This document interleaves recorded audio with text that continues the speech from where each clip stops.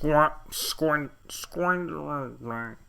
the rest of you, this is how it feels to be Welsh. In 1910, as part of a festival to celebrate the 100th anniversary of the May Revolution, a tour party involving the best rugby union players from Britain and not Ireland departed for Argentina. Dubbed the Combinación Británico by the locals, this tour would retroactively become the 8th ever by the British and Irish Lions. However, it was more relevant than that. For, to play this travelling foe and mark the centenary, Argentina would assemble a national rugby team for the first time ever. Over the following 115 years, Los Pumas' first ever fixture would be repeated just 7 times, 4 of them in 1927. This game of immense importance to Argentine rugby, yet a generational event. Just 4 groups of players in pale blue history have ever got the chance to take a bite of the golden crimson pie. And then, on Friday night, the 5th side ever assembled for this task ate the whole goddamn thing. Argentina, for the first time ever, defeating the British and Irish Lions. This was a generational, once-in-a-lifetime game with an all-time historic result. A brilliant, open, dramatic game. One of the best of the entire year so far. The sweetener on top of a historic occasion as a sold-out crowd painted the Aviva red. Honestly, Friday night was everything rugby is supposed to be about. Emotion, effort, some of the finest and most surprising scores of the year on display as both sides went the full 7,000 miles.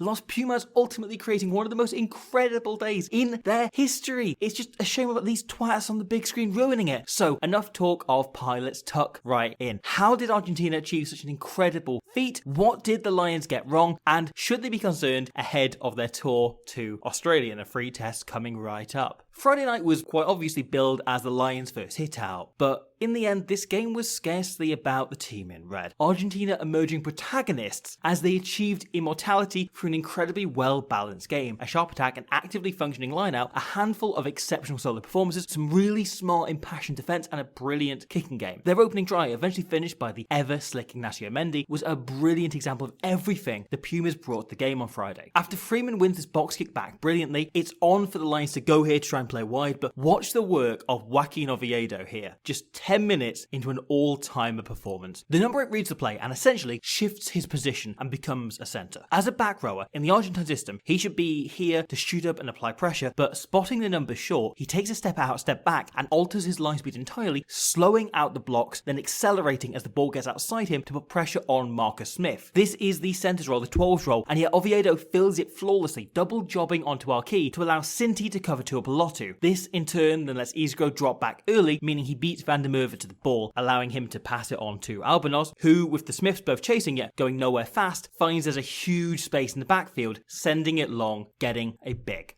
bounce. This was Los Pumas' first hit out in 7 months, and it's a fascinating one. I talked a few months back about how Argentina were arguably the team most affected by the new blocking law introduced mere days before the Stripey squad last assembled. The increased pressure now on 9s and likelihood of a chaser reaching a high ball basically caused them to change everything about their kicking game. All booting now came off 10, unless the scrum half in question at the time was Gonzalo Garcia, in which case, yeah, he's class, we can kick off 9. These were all tactics assembled in haste at a law introduced 1 week before they played, but with 7 months now to think about it, head coach Felipe Contepomi has decided to just kind of double down, and it's produced brilliant results. Argentina's core strategy when booting the ball is to be annoying. This is brilliant by the 2 halfbacks. Carreras takes the high ball, but wrapped up by Freeman, he recycles, and a great Lions chase causes him to go backwards, Garcia stumbling as he picks it up. Vivas is then caught behind the gain line, and it's immediately clear Los Pumas are going nowhere this attack. It's really bad ball to play off. However, Albanos calls a simple shape off 10 and sends Scalvi into contact. This might seem perfunctory, they're going backwards, but it just opens up this blind side here. Los Pumas forwards involved in the last 2 phases have hung around here, and it causes both Freeman to hold his position out wide here instead of dropping back into the backfield, and Finn Smith to ready himself on the touchline in case they make the break. So Albanos calls his bluff. He slaps it long behind Smith, the ball bouncing awkwardly and leading to him slicing the kick under pressure, granting Argentina both a lovely net gain and a fresh position to launch off, much better ball to play off off the line out just outside the 22. Or here, similarly, they target Freeman's wing repeatedly, forcing him to make 2 tackles in a row, pulling scrum half Alex Mitchell here into the main line on the blind side. One phase in field then gives them no opportunity to drop back. There's 2 attackers here, but Finn Smith is left on his own to cover an enormous amount of space both forward and behind him, and the kick from Garcia is near perfect. He hangs it at the absolute apex of how far secondary chaser Juan Martin Gonzalez can reach, meaning both him and Mendy can get in the air to beat Smith to it. The ball falling loose for Oviedo to have another rampage. He was so good on Friday. Garcia delivering these sort of kicks all day. It was honestly one of the best displays of box kicking you'll see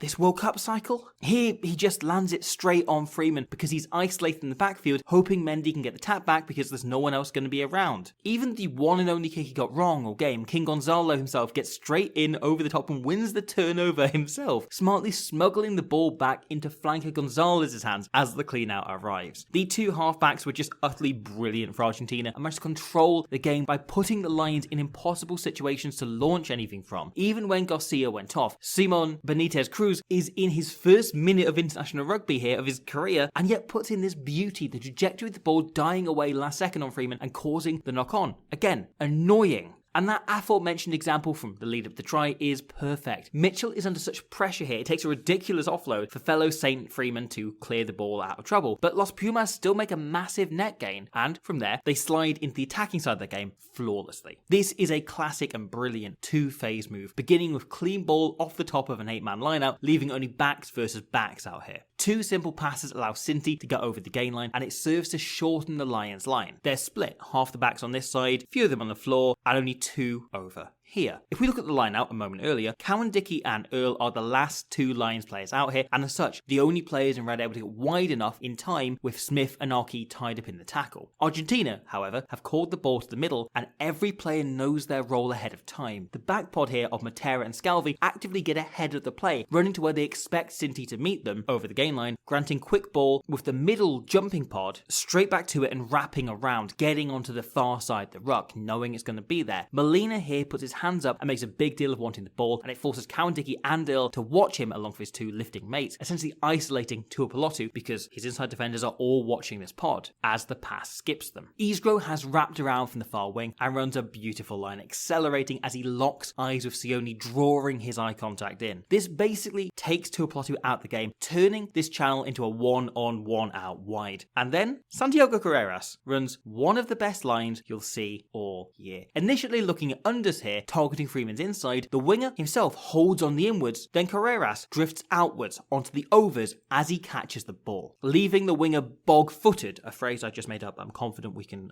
coin and make happen. Carreras bursts on the outside and times it perfectly. Mendy able to make the step and go over for the opening try. It's a brilliant score, executed perfectly by Los Pumas. Albanos's pass perfect and Carreras' line so good. However, there is slightly more to this score, as it also captures everything going on with the opposition. Tommy Freeman is a world-class winger these days and should shut this down, but there's a fundamental problem. We make so much of the Lions being 4 teams coming together to become one that it's easy to forget the team on Saturday actually came from 10 different club teams. And Freeman, having only been in camp a short period and likely not spending that much time drilling the wide defence, instinctively runs the Northampton Saints system. This is his role at club level. The idea is he would fill this hole here, and then George Furbank at fullback would fly up from the back and smash the ball carrier, Freeman then drifting outside and behind in case he offloads to Mendy. Yet that's not how the Lions are using their fullback, and hence this instinctive, understandable error has opened up the space for a score, as has the other winger doing kind of the same thing. Duan van der Merwe failing to remember his role, failing to read the play. His job is to steam across the pitch and fill in at fullback, allowing Marcus to make his own decision here, yet he's just out for a casual jog until the last second, stitching up his fellow back 3 members, leaving them both in really tricky positions without anyone covering them until the last available second. For me, this was the key theme of Friday from a Lions perspective. The team looked good, in places very good. Passages such as this showed Farrell had somehow miraculously got a team without any of their Leinster players up and playing an incredibly complex game plan they weren't used to in the space of 2 weeks. It's hugely impressive. Tyke Burns tried to put the Lions back in, it was particularly excellent. Kelleher here hits a great dart to Burn at the tail, and they run a lovely pair of pods here. Everybody running a genuinely threatening line, and Archie opting for Earl to smash it over the gain line. As Earl carries, every line is in motion except for these 3, Genge and the back lifting pod. As as such, they don't seem like threats for Argentina until they spread out into this very flat shape. It's such a simple, lovely call. Teams are so used to the arrowhead. Having those players instead spread and pick individual lines has become so threatening, something Argentina did themselves really well over other parts of the game. Molina here is caught watching Itoje, and it allows Gen to just burst one-on-one, rampaging through towards the try line. No subtle lead, no sidestep, just raw power, aggression, determination. Pure Ellis Genge. The follow-up is hugely impressive. The line's faster into shape than Argentina. Kelleher and Alki linking up to get Marcus Smith onto the outside here. The Lions then reload once more, knowing pace is key. And all three of these forwards run, once again, genuinely threatening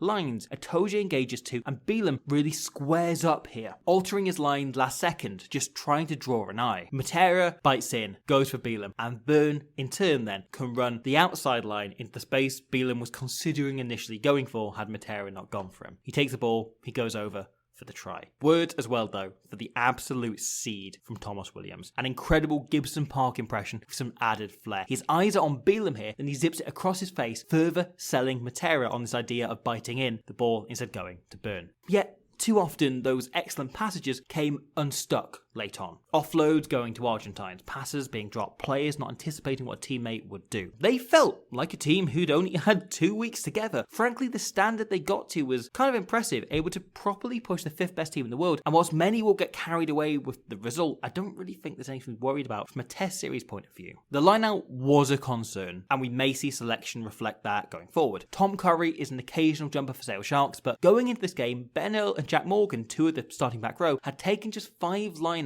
in 49 games between them all season, and that reduced number of options combined with a lack of sessions to get timing right really impacted what went on at set piece. If these two things can be addressed and perhaps an extra jumper put in the line out, I feel like it probably won't be a concern once we get into the tour itself. Likewise, those little moments in attack off turnover ball here, there's a real chance to play, but Bundyaki and Marcus Smith essentially both try to run the same line, and it makes it easy for Argentina to cover. In a few games time, maybe, when they're more used to how each other play, we may see Arky take position here, say, and run more square to give Marcus more room, or Smith join the line late on Bundy's shoulder to take an offload. And then we have the moves and moments that didn't quite come off. The build-up to the disallowed Sione try Pelotu is lovely. The Lions run a deliberate dummy jump here through Itoje, which engages the RG pod here before going to the tail, and they jump again. Byrne beats Gonzalez in the air, but the entire Argentine pack, bar Montoya here, are basically out the game having lifted twice. They're not involved. This leaves the Lions only needing to open up the backs. Arky targets 12, Mendy stepping in as well to help with, he's a bloody big lad, before Bundy drops out the back to a wrapping around Mitchell, who hits, in turn, Sione. It's a great game line play, getting Tuipulotu one-on-one with one tackler, hence going forwards over the gain line. However, the timing is just a split second off. Mitchell potentially waiting for Tuipulotu to cut an unders line here, as Sione's waiting for the defender to bite on his 9. Or maybe it's just split second timing, because they've only run this play X number of times in training. All of these issues are tiny and fixable through pure repetition in training, so I don't think there's that much to be worried about. And frankly, that time together already began to show in the second half. Thomas Williams was particularly excellent when he came off the bench, adding a real pace and pizzazz to the attack. This here is brilliant. With Van der Merwe caught out and smashed backwards off a set move that Argentina read brilliantly, the instinct is to slow down, set up, kick it away, just settle things down, but Thomas instead goes for speed. Yes, Argentina are going forward, but he just zips it to Pollock and then flashes back blindside. Never mind the fact that they've lost ground on 2 successive phases, Argentina won't be back up to their feet if they play this quickly enough. Maroney was half expecting the kick, but seeing Williams' shape to play causes him to jump in and join the defensive line last second, and it throws the Argentine organisation off. Both centres here kind of leaving it to the other, allowing Freeman to pick a brilliant line between the two off another superb pass by Williams. This use of the blindside again and again, hitting the same runners to tire out the same defenders, going back and forth, back and forth, back and forth between the same pods of players, is a core part of how Andy Fowler's Ireland team play, how they attack, and yet we only really saw it in the second half and last maybe 15-20 minutes of the game. Possibly this was Williams coming on and changing the picture, possibly because he took instructions from Farrell, possibly it was a confidence thing, possibly it just grew into the game, or instructions were starting to take effect having been passed on by Farrell separately. The game plan is slowly coming together, but will likely take a bit more time to click once they arrive in Australia. And yet, no matter how good your players are, if you miss these chances against a team as good as Argentina, that's going to come back to bite you. Los Pumas are the 5th best team in the world and one on an absolute mission. Their defense was consistently excellent. Julio Montoya and Juan Martin Gonzalez, so good off the ball on Friday night. Montoya is one of the most annoying players on the planet to play against, just relentless on the wind-up at the ruck, and Gonzalez seemed to be hitting everything and slowing so many balls down, covering so much ground. The controlled line speed and the final pass of play in particular was exceptional, only accelerating once the ball carrier had made their decision clear, otherwise happy to stand off and assess, then applying pressure last second. This from Lucio Cinti in particular is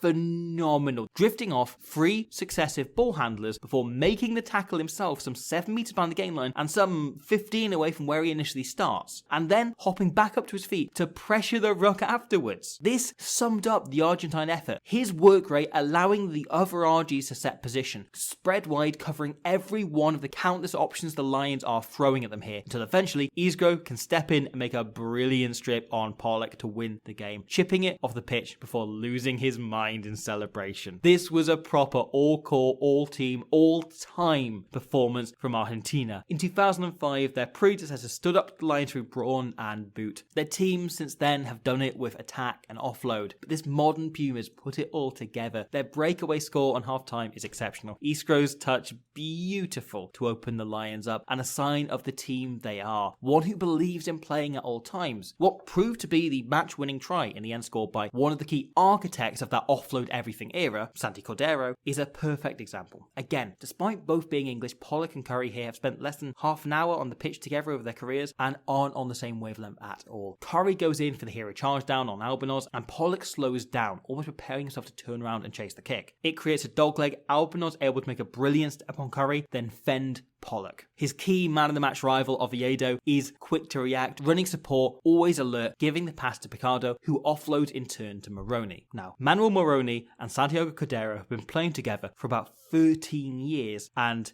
forget any McGeechan team talk. Here, they don't even need a look. He stabs the kick through, just knowing his old mate will get there, knowing what he likes and how he likes it. Cordero, in turn, anticipating this from someone he's known for over a decade. It's perfectly placed, the bounce never once edging towards Marcus Smith, having to turn. Smith is then further thrown off by this. Argentina's running off the ball is superb. Even the options they don't use are running such intelligent lines. Carreras' dummy switch here, drawing Smith's eye, causing him to not accelerate to chase that ball until it's already too late. It's just brilliant instinctive play, and it's, above all else, so Pumas. Argentina against the Lions is one of the most fascinating fixtures in rugby history, a matchup baked into the history of the sport. Their first meeting, one of the most important games ever played. It gave us a team who have only served to make the game exponentially richer, a side who dream every time they take to the pitch, of giving us emotional, impossible days like this. There is simply no rugby nation like Argentina. They produce players and moments no other country would. Their fans at all 3 men's World Cups I've personally haunted have been the best in attendance, the loudest, the most endearing, the most fun to sit elsewhere in the stadium and witness. The flavour they add is unlike any other. Like France or Japan, a completely unique rugby culture that has only served to bring spice and beauty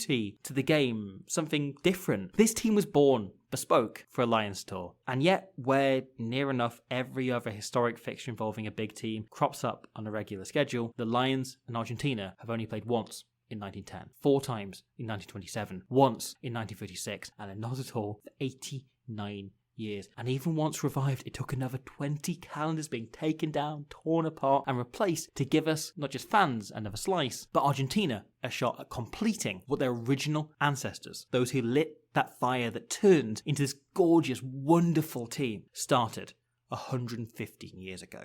Here's the thing. If you're a Lions fan, reaching full time and falling short was disappointing. It's a setback, make no mistake, but that's all it is. Whatever way you slice it, Argentina defeating the Lions was a brilliant thing for rugby and arguably a great result for Lions rugby too. This was a result over a century in the making, in some ways completing a story arc that spanned the first 115 years of Argentine international rugby. You could see that emotion on every player's face. Maybe the weight of history wasn't present in their mind, but the chance of making it was. Santiago Carreras describing this week as once in a lifetime. The squad were fully aware that if they won, Friday the 20th of June 2025 would live as long as the sport back home in Argentina. In so many ways, he's right, but in others, I really hope that Saturday's result proves Carreras wrong. The most exciting thing about this game isn't the conclusion of that first 115 years of Argentine rugby, but the new era it now sets up. Argentina have now officially, for the first time in their history, defeated every single international team they have ever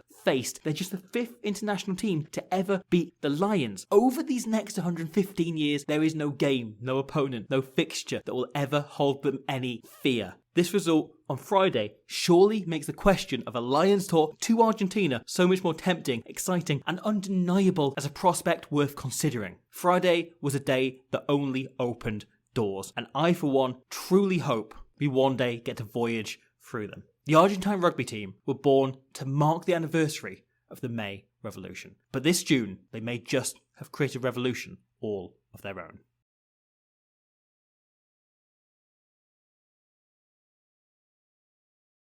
Thank you for watching that. I hope you enjoyed it. Thank you to everyone that supports us on Patreon and makes all of this possible. And thank you to everyone who pointed out that we did indeed pop up on the big screen and on the live TV broadcast during this game. Came up once or twice, didn't it? I tried to do a little wave akin to Brian O'Driscoll and all of the other genuine Lions and rugby legends who came up on screen, because it's funny if an idiot who's insignificant off YouTube does it as well, to try and fit in with all those guys. So yeah, thanks for that. I was deep in thought. You caught my deep in thought face.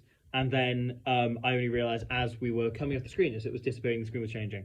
And there we are. That's now locked in forever. So thank you for watching that. We're going to have loads more coming up. We're going to look at the USA later this week. We've got some other Lions bits going up on the second channel. Then next week, we get into full-on international rugby season. There's endless rugby on. The Lions tour begins at full.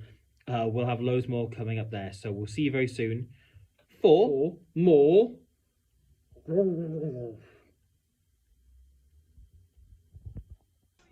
Favor. What? Take off these glasses. I always knew you was pretty.